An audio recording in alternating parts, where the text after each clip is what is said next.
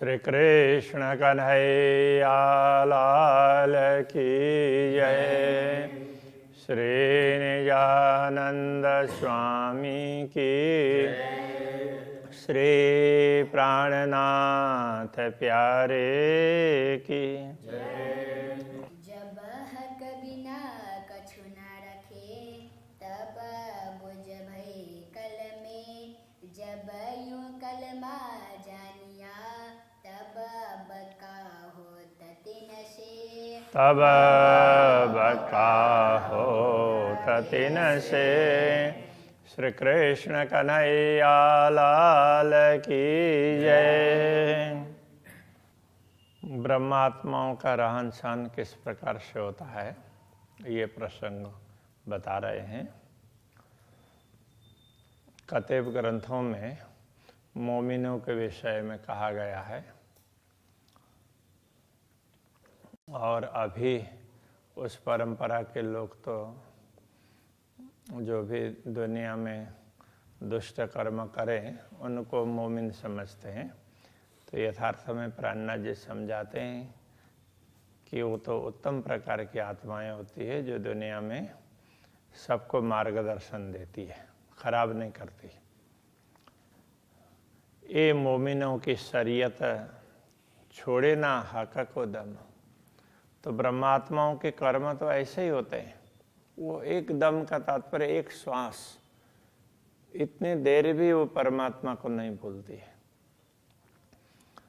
अरस वतन अपना जान के छोड़े ना हक कदम। परमधाम अपना घर है ऐसा समझ करके परब्रह्म परमात्मा के चरणों को कभी भी नहीं छोड़ती है।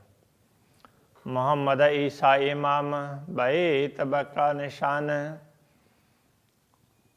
तो ब्रह्म आत्माएं क्या समझती हैं? मोहम्मद ईसा और इमाम, जैसे ये तो उसमें कतेब ग्रंथों के आधार पर समझा रहे हैं ना, इसलिए उनके ही ग्रंथों में जिस प्रकार उल्लेख है उसके अनुसार कह रहे हैं। मोहम्मद ईसा और इमाम। रसूल मोहम्मद ने मोहम्मद के 3 स्वरूप की बात कही थी। वैसे तो जितने भी पैगंबर हैं सारे ही मोहम्मद हैं, किंतु अंतिम समय में आने वाले 3 स्वरूप ऐसे करके उन्होंने बोला। तो उनके अनुसार कहें तो रसूल, और उसके बाद यहाँ पर सतगुरु और प्राणनाथ जी के लिए कहा है। तो मोहम्मद ईसा और इमाम ये तीनों बैत बका निशान। तो इन तीनों को इन तीनों के द्वारा परमात्मा का संदेश दुनिया में आया है, इस प्रकार समझते हैं। और बैत का तात्पर्य होता है घर, बक्का निशान। तो अखंड घर, बक्का अखंड, तो अखंड घर परमधाम। तो वो उसका यही लोग स्पष्ट करके समझाएंगे। सोई 3 सूरत मोहम्मद की। तो ये तीनों स्वरूप है, ये मोहम्मद के ही स्वरूप है। देखावे अरस रहमान। और ये तीनों मिल करके जैसे अखंड घर को बताएंगे, ऊपर कहा था, तो नीचे ये कहा कि ऐसे अखंड घर के स्वामी परमात्मा की भी पहचान करवाएंगे। दुनी केवला करे पहाड़ को, और हक तरफों में ना है। दुनिया पहाड़ को ही केवला बोलते हैं, पूज्य, कोई भी तीर्थ स्थान, पवित्र स्थान, पहाड़ को ही पवित्र स्थान मान करके उसको पूजने लगे। अब ये क्या है कि मक्का के पास में 2 पहाड़ हैं ऐसा करके बताया गया। तो उन पहाड़ों को, अभी तो कोई पहाड़ नहीं है, तो छोटे भी नहीं, ऐसे थोड़े बड़े पत्थर हैं, उनको ही अभी पहाड़ बोल करके दिखा देते हैं। तो उसके ऊपर भी छत लगी हुई है। तो अब कितने बड़े होंगे? 1 मंजिल 2 मंजिल के होंगे। तो उसको उन पहाड़ को वो उनकी पूजा करते हैं।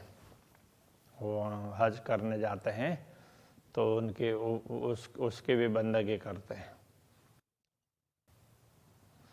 और हक तरफों में ना आए तो परमात्मा की तरफ नहीं, परमात्मा की तरफ ध्यान नहीं है और उनको ही महत्व दे रहे हैं। अर्श बका तरफ न राखत, अखंड परमधाम की तरफ में वो दिशा भी उनको पता नहीं है। ये देखे फना के माहें, वो तो इसी नश्वर जगत में ही वो ऐसे उसमें महान पर्वत है ऐसा समझ करके बैठे हुए हैं। हके दिखाया केवला बीच पाइए मोमिनों के दिल। तो परमात्मा ने तो क्या दिखाया, पवित्र स्थान क्या दिखाया, तो वो ये समझाया कि परमात्मा ने तो जो पवित्र स्थान करके समझाया था, दुनिया में जो एक स्वरूप है जिन्होंने पहले आकर के कुछ ज्ञान दिया और दूसरे दो स्वरूप है वो साथ में ही आएंगे ऐसा कहा, तो वो पहाड़ की तरह से ऊंचे होंगे और सब लोग उनकी पूजा करेंगे, इसके हिसाब से ऐसा कहा गया था। तो यहाँ पर ये समझाया गया कि जो सद्गुरु श्री देवचंद्र जी महाराज और महामती श्री प्राणनाथ जी, तो ये दोनों स्वरूप के अंतर्गत पूर्ण ब्रह्म परमात्मा की शक्ति ने रह करके कार्य किया। तो दुनिया के लोगों को जैसे ही इनके विषय में पता चला और जब उनकी मुक्ति होगी तो मुक्ति स्थल में भी इनका स्मरण करेंगे, तो ये उनको पहाड़ के भांति ऊंचा समझ करके, तो महान समझ करके उनकी पूजा करेंगे, ये कहने का भाव था। तो ये दूसरी तरह से समझने लगे। तो वो तो बीच पाइए मोमिनों के दिल, ये सब तो ब्रह्मात्माओं के बीच में हैं। और यदि पवित्र समझना तो ब्रह्मात्माओं के दिल को समझ लो। ऊपर तले न दाएं बाएं सुरत हमेशा असल। तो ऊपर तले, ऊपर नीचे दाएं बाएं कहीं तो परमात्मा का स्वरूप तो नहीं दिखाई दे रहा है, तो वो हमेशा असली स्वरूप है, वो असल सूरत है, वो तो ब्रह्मात्माओं के हृदय में अंकित है परमात्मा का। मजाजी और हकीकी दिल कहे भांत दोए। और वहाँ पर दिल की बात भी दो प्रकार से बताई है। एक तो मजाजी, दिल मजाजी, जिनका दिल झूठा, मतलब झूठी वस्तुओं के प्रति आकृष्ट होने वाला, झूठी वस्तु को महत्व देने वाला, तो मजाजी दिल है। और दूसरा दिल है वो हकीकी, सत्य को धारण करने वाला। दिल कहे भांत दो, इस प्रकार दो प्रकार के दिल की बात कही गई है। ए बेवरा हकी सूरत बिना कर न सके दूजा कोई। ये बेवरा तो परमात्मा के स्वरूप के बिना, तो परमात्मा की शक्ति जिनके अंदर है, तो सद्गुरु अथवा प्राणनाथ जी के अंदर वो शक्ति है, तो उनके बिना इस बात को कोई स्पष्ट नहीं कर सकता। तो प्राणनाथ जी भी ये कहना चाह रहे हैं कि ये शक्ति है, ये तो सद्गुरु के अंदर है, वो अभी मेरे हृदय में बैठ करके ये स्पष्ट करवा रहे हैं, ये कहना चाह रहे हैं। इत ही रोजा इत बंदगी इत ही जगात जारत। तो इसी बात पर परमात्मा के प्रति समर्पित होना, परमात्मा को जानना समझना और परमात्मा का स्मरण करना, इस रोज वास्तव में रोजा भी तो यही है। रोजा करने का तात्पर्य व्रत अथवा नियम, उसके लिए रोजा कहते हैं। और इत बंदगी, इन्हीं परमात्मा के प्रति बंदगी, उनकी ही उपासना। इत ही जगात, जगात कहते हैं सामान्य रूप से दान को, तो ये समर्पण है, तो परमात्मा के प्रति ही समर्पित होते हैं। और जारत का तात्पर्य जियारत, तीर्थों का दर्शन करना, तीर्थ यात्रा। तो वो भी तीर्थ, ये सब परमात्मा के प्रति है। तो ब्रह्मात्मा अपने हृदय में पूर्ण ब्रह्म परमात्मा के स्वरूप को बैठाती है, तो उनके हृदय को ही पूज्य स्थल समझना चाहिए। तो ऐसे आत्माओं का दर्शन हो, ऐसे आत्माओं के प्रति समर्पित होना, जो पूर्ण ब्रह्म परमात्मा के प्रति समर्पित हैं, तो जिनको परमात्मा की पहचान नहीं है उनको तो ये करना चाहिए। बाकी जिनको पहचान है वो परमात्मा को जानना, पहचानना, उनका वही व्रत होता है, उनकी वही उपासना होती है, परमात्मा का स्मरण, और उनके प्रति वो हमेशा समर्पित रहते हैं। और तो वो चलते फिरते भी दुनिया में प्रदक्षिणा भी चलते फिरते हैं तो भी परमात्मा साथ में इस प्रकार का भाव रखते हैं। साथ हकी सूरत के मोमिनो सब न्यामत, तो हकी सूरत के साथ में परमात्मा है तो वो इस स्वरूप के साथ में है, तो इनके माध्यम से दुनिया का कार्य करवा रहे हैं। इसलिए मोमिनो सब नियामत, ब्रह्मात्माओं के नियामत है वो यही है। नियामत का अर्थ होता है संपदा। मोमिन हक बिना ना देखे ए मोमिनो ताम, ताम का अर्थ होता है आहार। तो ब्रह्मात्माओं का आहार क्या है? बस वो परमात्मा का दर्शन करे, उसी से उत्तृप्त हो जाती है, तो वो उनका आहार है। बंदगी तवाफ सब इतही, इसलिए बंदगी नमन करना, उपासना करना, जो भी कहें, और तवाफ, तवाफ बोलते हैं प्रदक्षिणा, तो बस तो वो परमात्मा की ही बंदगी करेंगे, उनकी उपासना करेंगे, और दुनिया में चलते फिरते कहीं भी हो तो परमात्मा को साथ में रखेंगे। मोमिनो इतही आराम, ब्रह्मात्माओं को परमात्मा में ही शांति है।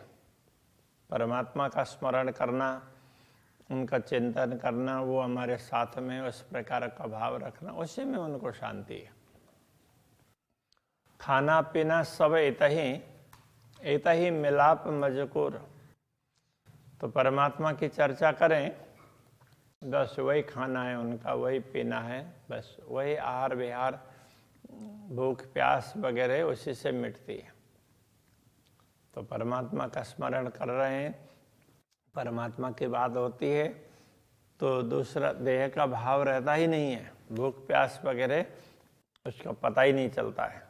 इतही मिलाप मजकूर, और परमात्मा का मिलाप कर परमात्मा से मिलना और उनसे बातचीत करना तो वो परमात्मा ही कर सकती है।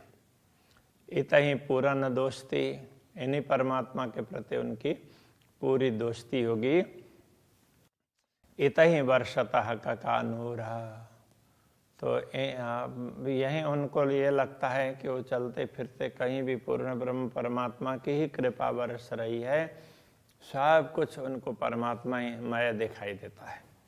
स्वरूप ग्रही हक का, अपने रूह के अंदर परमात्मा के स्वरूप को अपने आत्मा के अंदर बैठा लेती है।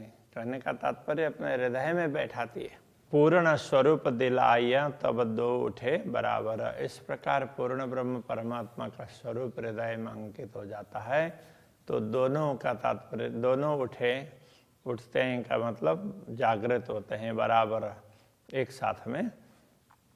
तो ये आत्मा जागृत होगी सुरता, और परात्मा तो वो भी अपने स्थान में जागृत हो जाएगी। इस प्रकार से आत्मा जागृत होती है। ये शरीयत अपनी मोमिनो, हे ब्रह्मा आत्माओं, यदि तुम अपना कर्म समझते हो तो ये तुम्हारा कर्म है, इसको अपना कर्म समझ करके करो। और है हकीकत, और यही यथार्थ बात है। क्यों न विचार के ले वही हक आदि बैठे तखत, तुम ऐसा विचार क्यों नहीं करते हो?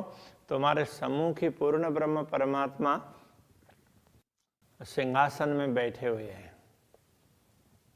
दूसरी बात, तुम्हारे हृदय में पूर्ण ब्रह्म परमात्मा सिंहासन में बैठे हुए हैं, तुम्हारे हृदय रूपी सिंहासन में उनका स्वरूप अंकित है, उसको तुम समझ लो।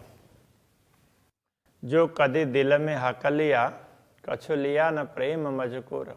यदि कोई ये समझ लें कि मैंने तो एक बार दिल में परमात्मा को बैठा लिया, किंतु कभी उनके साथ में प्रेम से बात नहीं की, केवल औपचारिकताएं मान ली, परमात्मा दिल में है, बाकी दिल में है तो उनसे बातचीत होनी चाहिए, उनसे हम अलग हैं इस प्रकार का भाव भी नहीं होना चाहिए। क्यों कहिए ताले मोमिन जाको लिखा बिलंदी नूर। तो परमात्माओं के भाग्य के विषय में क्या कहें, तो जिनके लिए ये लिखा गया है कि उनका भाग्य तो बहुत ऊंचा है, बिलंदी नूर, ऊंचा से भी ऊंचा, ऐसे दिव्य परमधाम का भाग्य है। उनके विषय में तो दिव्य परमधाम, उनके भाग्य में तो परमधाम है, तो इसलिए उनके विषय में क्या कहें। ये हकीकत मोमिनो और ले न सके कोई, ये यथार्थता, ये यथार्थ बात है, किंतु दूसरे लोग इस बात को समझ नहीं सकते।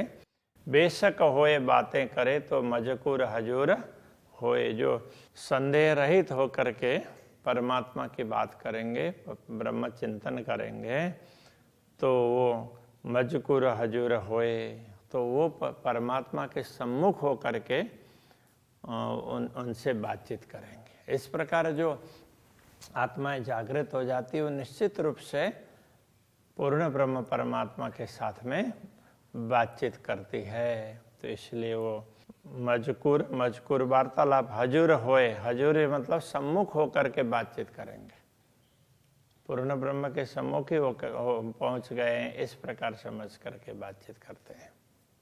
जो तुम ले हकीकत हक की, यदि पूर्ण ब्रह्म परमात्मा को तुम समझते हो या तो उनकी यथार्थता कुछ जानना हो, तो मौत का पी शरबत, तो पहले तो मौत के शरबत को पी लो। मौत का शरबत कहने का तात्पर्य यहाँ हम शरीर को लेकर के स्वयं समझे हुए हैं, तो इस देहाभिमान को अथवा देहात्म बुद्धि को पहले मिटा दो। मुए पीछे हो मुकाबिल, इस प्रकार मरने के बाद में तुम मुकाबिल होना मतलब सम्मुख होना, प्रत्यक्ष रूप में तुम परमात्मा का अनुभव कर पाओगे। तो कर मजकूर खिलवत, यदि ऐसा होगा तो तुम खिलवत एकांत में पूर्ण ब्रह्म परमात्मा से बातचीत करने लग जाओगे। जोलों जाहिरी अंग ना मरे, जब तक बाह्य अंग नहीं मरते हैं, का मतलब शरीर को लेकर के हम समझते हैं तो ये बाह्य दिखावा, देहाभिमान अथवा देहात्म बुद्धि जब तक नहीं मिटती है, तोलों जागे न रूह के अंगम, तब तक आत्मा जागृत नहीं होगी। ए मजकूर रूह अंग हो वही अपने मासूक संग, जब आत्मा जागृत हो जाती है तो आत्मा ही रूहांग, वही पूर्ण ब्रह्म परमात्मा से बातचीत कर सकती है अपने मासूक के संग, अपने मासूक स्वामी के साथ में। कौल फैल आए हाल आई, तब मौत आई तो है।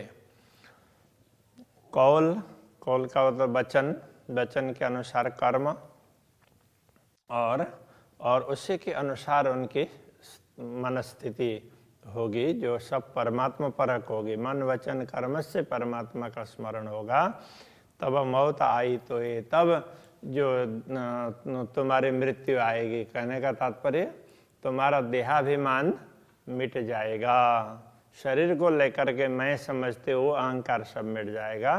तब रूह की नासिका को आवेगी खुशबोए, तो उस समय वो परमात्मा के सुगंध तुम्हारे आत्मा की नाक को पता चलने लग जाएगा। तब कहने का तात्पर्य ये है कि जब देहाभिमान मिटेगा तब परमात्मा का अनुभव होगा। रूह नयनों दीदार कर, रूह जुआ हकसों बोल, इसलिए आत्मा की आंखों से देखो और आत्मा की रसना से बातचीत करो, मतलब आत्मा से सब कुछ करो। रूह कानों हक बातें सुन, आत्मा से परमात्मा की बातें सुन करके आत्मा के कान से यही पटरुआ का खोला। इस प्रकार आत्मा के ऊपर जो आवरण लगा हुआ है अज्ञान का, उसको खोल करके, उसको दूर करके आत्मा से अनुभव करो। आत्मा की आंखों से देखना, आत्मा के कानों से सुनना और आत्मा की वाणी से, जिह्वा से बोलना, ये समझाना चाह रहे हैं। श्री कृष्ण कन्हैया लाल की जय। यही पटरुआ का खोला, रूह नैनो दीदार कर,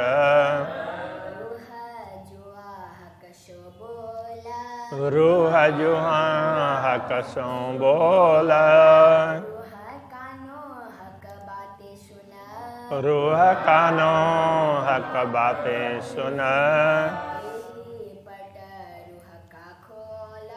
यही पटरुआ का खोला, यही पटरुआ का खोला।